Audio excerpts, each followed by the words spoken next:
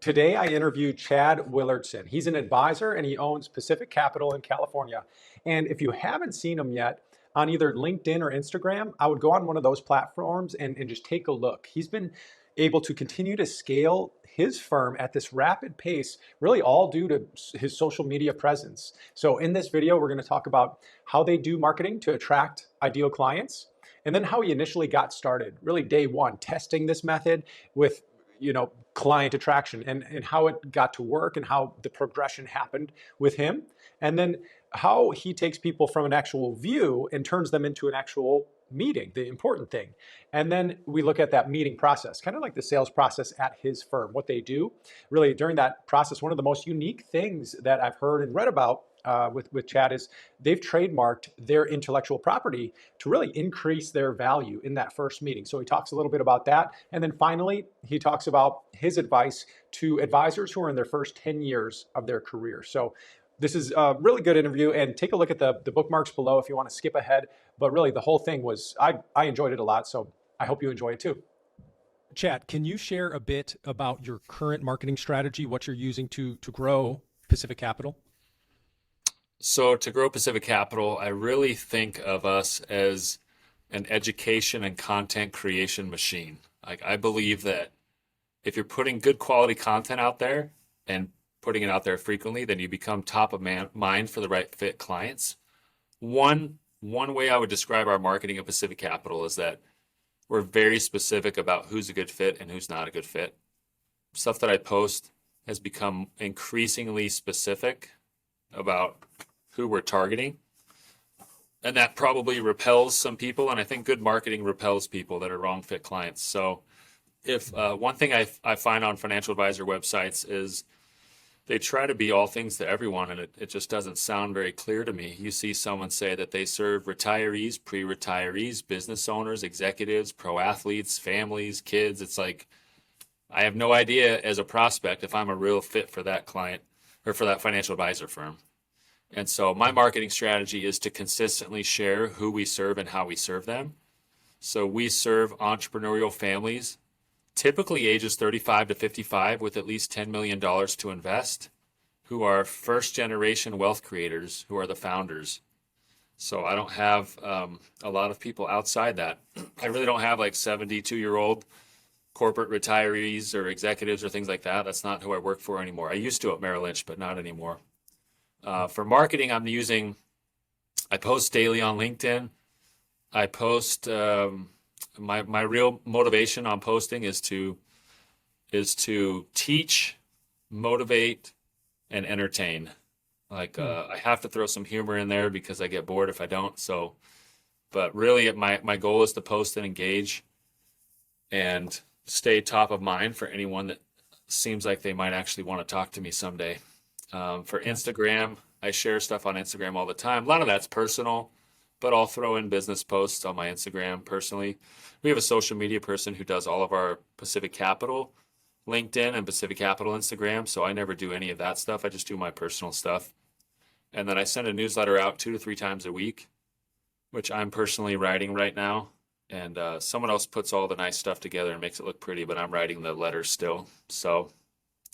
And who's that? The 2 to 3 times a week, that's going to anybody who signs up, or clients, or anybody who signs up, clients included. So I currently don't have any real separate newsletter for clients. I do not send out market or economic stuff. I used to when I was at Merrill Lynch. I just find it gets lost in the clutter and it's a lot of noise. So I stopped doing that probably 7 or 8 years ago. So we're not sending out like financial market updates or things like that anymore. So there's so much better information than what I could send anyways that I just don't do it. So how do you're getting more and more refined, defined with who you're helping, and turning away the vast majority of everybody who might come to your website or look at your social media. How are you measuring success that it's working, that the LinkedIn's working, Instagram, newsletter? Anyone who schedules an appointment goes through the filtering process and shares where they found us. And so we see directly if it was from LinkedIn, if it was from a book I wrote, if it was from a podcast interview or Instagram or newsletter. Those 5 sources are pretty solidly bring in a lot of new appointments throughout the year. We're not trying to get some really high number of appointments a month. It's not our goal. I'd rather have 1 or 2 great appointments than 30 unqualified first appointments. So we try to really filter out before they can schedule, but we measure success based on where the referrals and the new appointments are coming from. And frankly, even the referrals who are just connections or it's a friend of a client, they'll share that they looked us up on social media. So maybe they didn't come from LinkedIn or Instagram or newsletters, but they validated their referrals high praises by going to these sources. Okay. Can you remember, so there's a lot of advisors that hear and see you doing the content marketing or other advisors doing it and having success. Can you remember back when you first started doing this, or just the first few years of like, hey, I'm going to start sharing stuff and trying to help people online before I ever meet them? Was there a ramp up period? How did it all work? How long did it take? Talk to the person who's like thinking, I kind of want to try this, but I don't know what to expect. Like any good thing, it's going to take a lot of time and discipline. I think I planted many, many, many LinkedIn seeds before they ever took root. I remember posting and deleting because after one day it had like 1 like, and I was like, geez, I don't want anyone to see this, so I would delete it. I was questioning the strategy and just kept sharing and realizing the more I shared detailed business related stuff, the less interest it got. That's just what I learned over time. And the more I kind of held back, I still had PTSD from working at the big bank, so I was so scared to share anything about myself. And so I was very hedged in my posts. But eventually one day I just said, you know what, forget this. Like, I need to be who I am, and I'm going to be just very transparent. And if people make fun of me or don't like me or they post negative comments below or whatever, I don't care anymore because it's too hard to try to fake it. So as soon as that happened, I don't know how many years ago that was, but I felt like everything changed for me and momentum just continued to build. Wow. To where we can't, this sounds ridiculous, but I'm being honest, like we can't go to a big event or a big space without someone coming up and saying, hey man, I follow you on LinkedIn and I really appreciate all the stuff you post. You know, if my wife was here, I'd make her validate it, but it's true. We've been in the most random places. We were walking at a 6 a.m. beach walk with some friends in Kauai. And someone literally ran up to me on the beach at sunrise and was just like, oh my gosh, can I get a picture? Like, I follow you on LinkedIn. And my wife's just shaking her head like, I can't believe this. She's laughing at me. But I said, I'm telling you, like, if you create great connections and you're valuable online, you know, you can make a difference.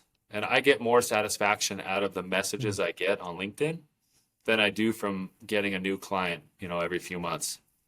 Because it's just way more frequent when people say, I've had people say, I log into LinkedIn just to see what you're sharing. And I'm like, man, so those mornings when I'm like, I'm busy, I don't feel like posting anything, I don't have anything on my mind. I'm like, no, I got to figure out something good to share because there might be people logging in just to see what I'm saying today. And if I don't bring something good, then I'm letting them down. And not in an egocentric way, but in a way of trying to be valuable and consistent. So here's something else I'll share, Dave. I pre-plan nothing. I pre-write nothing. I've never written a LinkedIn post ahead of time. So that's why a lot of times there's silly typos and stuff because I'm usually typing it like within the first hour or two of waking up. I'm just trying to think of what's on my mind and sharing. It's kind of become a public journal for me. And so it's really me commenting back to everybody. It's not someone doing it for me. You cannot reach me on LinkedIn or on email or cell phone or call in the office, but you can definitely reach me in my comments on LinkedIn because I'm there every day. Wow. So now, okay, content is the marketing engine. That's people getting interested. It's getting people attracted. And then it's kind of switching from, okay, now they're at the point where they're ready to talk to someone. Do you find that it is the LinkedIn message is the majority of where they're going to do the first reach out, or is it going to the website and then going through the filtering? Kind of what's the next step people I've seen both. Sometimes people will direct message me and say, hey, I'd love to meet. We had someone on the East Coast message me and say, hey, I'd love to meet, I'm making lots of money in my business and it feels like you understand what I'm going through. How do I schedule a call? So I send them the link to filter through. Some people go straight to the website, but I feel like I get spammed. There's tons of auto bots, sales messages. So sometimes LinkedIn messages isn't the best way to go.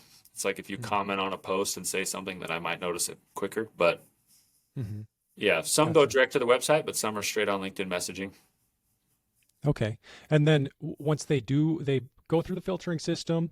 Now it's time to talk to someone on the team. Can you share kind of what the process is of the meeting process, like an intro call? What does it look like at Pacific Capital? Yeah, the first step is a goals conversation. So they're going to have a goals conversation with someone on the team and really discuss.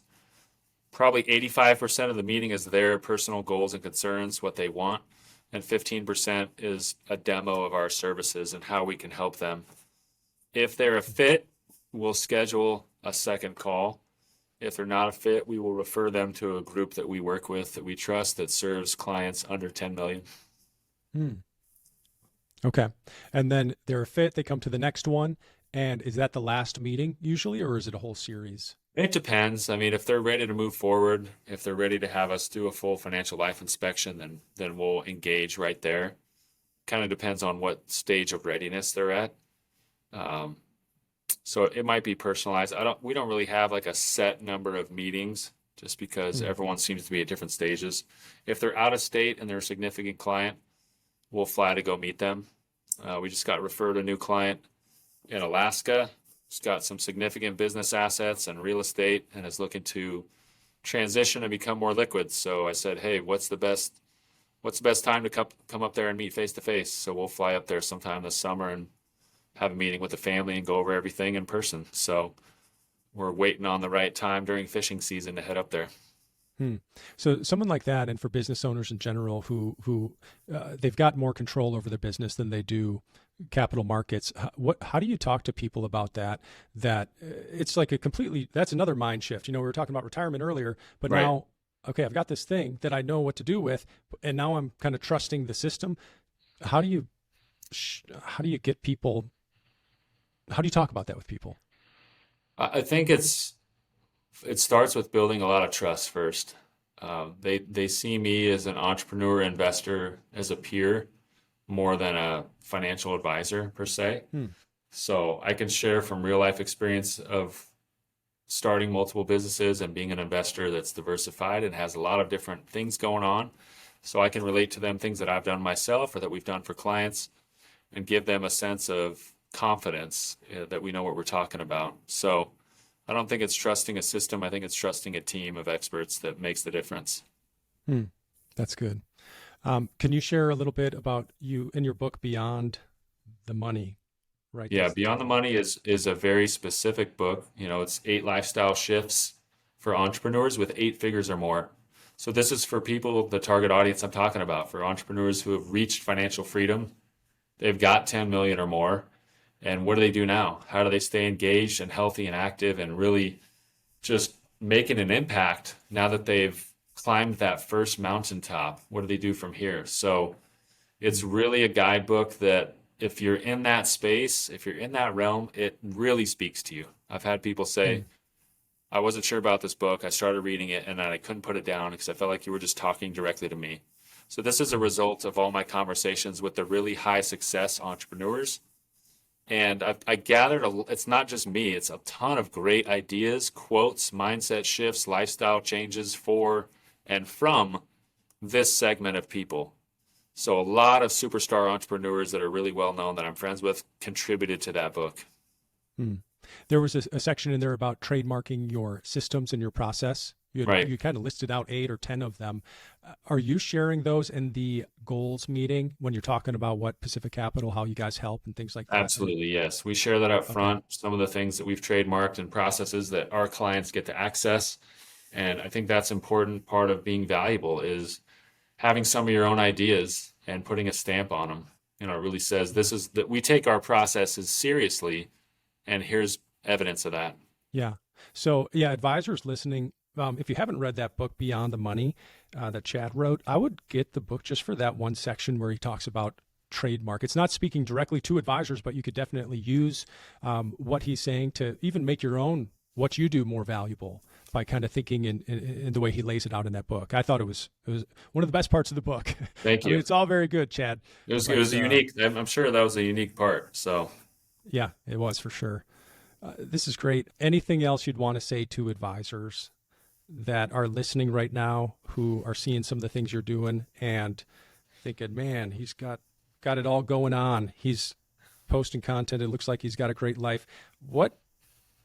And they're maybe in their first 5 years or 10 years of being an advisor. Any advice you'd want to give them or share?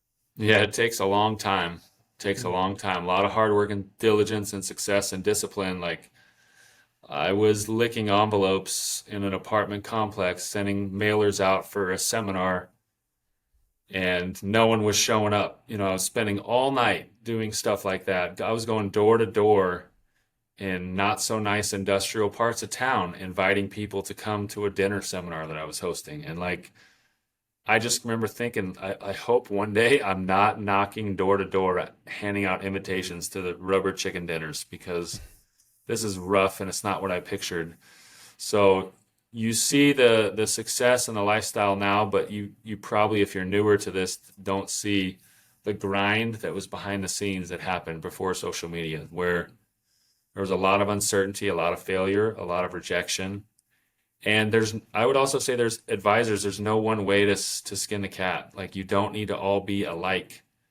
So my way of setting up a business is not necessarily the best way for you. Some people want to be doing a ton of financial planning for doctors who just got out of medical school. Awesome. Like, I saw someone's LinkedIn the other day, and their title was something like, I'm a financial advisor for corporate pilots. And I was like, this guy's got to figure it out, man. He knows exactly who he serves. He's very clear about it. He probably understands pilots better than any other financial advisor. And how cool is it that he picked a niche and had the courage to go for it? So there are so many different ways to be successful in this industry. I think what's important is that you do it with integrity, and that you do it with a focus on the clients and not on yourself. And I think that's the way to be successful in the best way. Chad, thanks for sharing that. Thanks for coming on and just being generous with your time and knowledge. We really appreciate it. My pleasure, Dave. Thank you.